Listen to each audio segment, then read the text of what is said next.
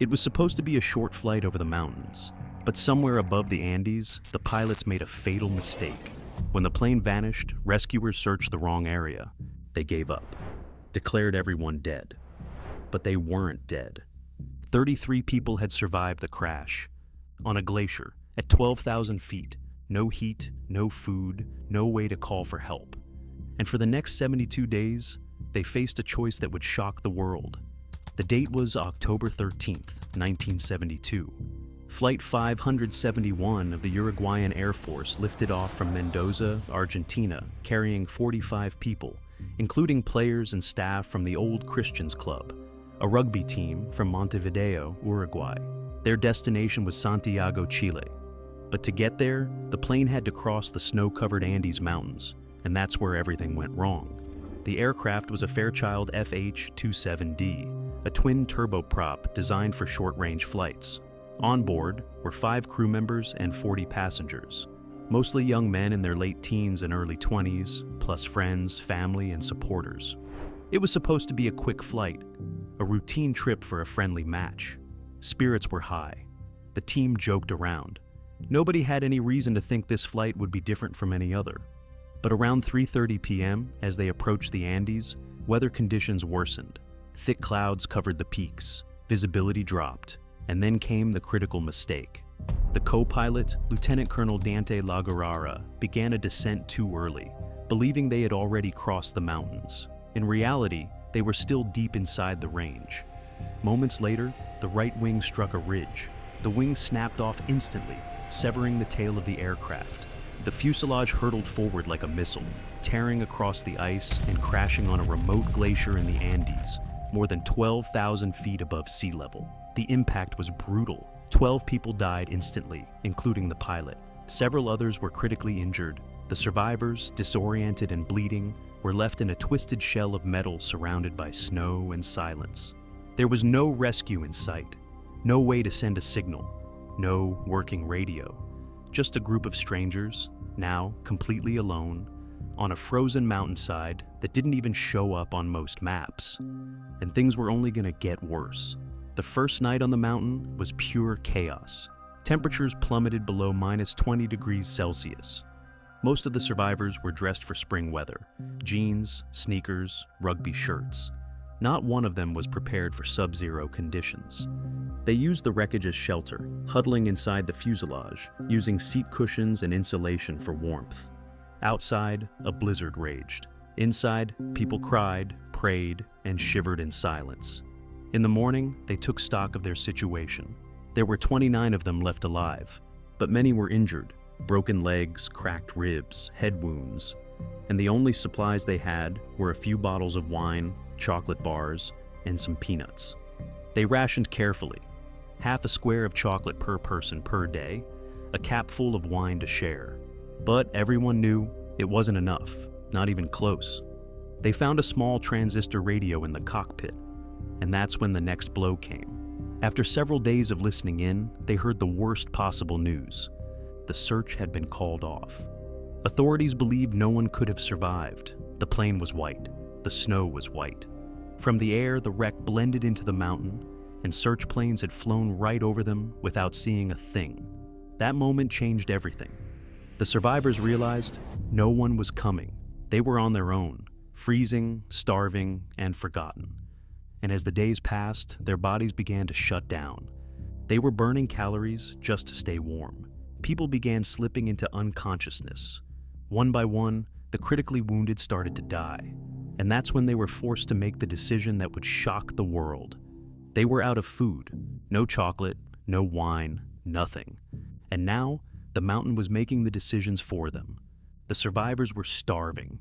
Their bodies were skeletal, their minds foggy from lack of energy. Some could barely stand. So when yet another teammate died, they were faced with a decision no one should ever have to make. And they made it. They would eat the bodies. Not because they wanted to, not because it was easy, but because it was the only way to survive. The idea had come up before, quietly, uncomfortably. But now it was real. They discussed it as a group. They voted. They prayed. Then, with broken glass and shards of metal, they began to carve flesh from their dead friends. They cried. They vomited. Some couldn't go through with it at first. But the reality was this: if they didn't eat, they would die. Quick break. We make videos about real stories that sound made up. From survival to strange true events. If it actually happened and it's unbelievable, we cover it. So, if you're into that, hit subscribe. It helps more than you know. Alright, let's get back to the video. They treated it like a communion, a sacred act of survival. They never used names, never called it by what it was. And once they crossed that line, they had to live with it. As the days turned into weeks, they stayed alive, barely, by consuming the frozen bodies preserved in the snow. But even then, time was running out. That's when two of them, Nando Parado and Roberto Canessa, made a decision. They would leave the wreckage, climb the mountain, and try to find help. They had no map, no proper gear, no idea what was out there. But they had no choice. On December 12th, exactly 60 days after the crash, Nando Parado and Roberto Canessa set off. They wore makeshift snowshoes made from airplane insulation. Their clothes were stitched together from scraps of seat covers. Their only food was what little remained from the bodies they had preserved. They didn't even know which direction to go. The Andes stretched endlessly in every direction, but they headed west, uphill, believing Chile lay somewhere beyond the peaks. The first day was brutal. They climbed nearly half a vertical mile, legs shaking, lungs burning in the thin air. At the summit, they expected to see green valleys. Instead, just more mountains. Parado almost broke, but they kept going. They hiked for 10 days, through snow, through blistering sun, through hallucinations and injuries. Finally, on December 20th, they saw something impossible. A man on horseback across a river. They screamed, waved. The man saw them. But the river was too loud to hear their words. So, Parado pulled a pen and paper from his pocket and scribbled a desperate message. "I come from a plane that crashed in the mountains. I need help. We are weak. Please don't leave us." The gaucho read it. Without a word, he nodded and galloped away. Hours later, a rescue team was mobilized. 2 days after Parado and Canessa made contact, helicopters lifted off, heading back into the Andes. And what they found was beyond belief. On December 22nd, 2 helicopters flew over the glacier and touched down near the fuselage. The other survivors, starving, frostbitten, nearly skeletal, stumbled into the open. Some cried, others just stared in disbelief. 32 had boarded the plane. Only 16 were still alive. It had been 72 days. The rescue team handed out blankets, chocolate, and warm drinks. But they had no idea what these people had endured. When the world heard the survivors were found alive, it was a miracle. News outlets everywhere ran the story of the miracle of the Andes. But then came the uncomfortable truth. During the press conference, survivors revealed how they stayed alive. They had eaten the frozen bodies of their dead friends. The public reaction? Shock, outrage, denial. Some called it barbaric. Others called it divine survival. The Catholic Church, even the Pope, ultimately said it was not a sin. They hadn't killed anyone. They had chosen life over death. And as the survivors explained it, it wasn't a decision made lightly.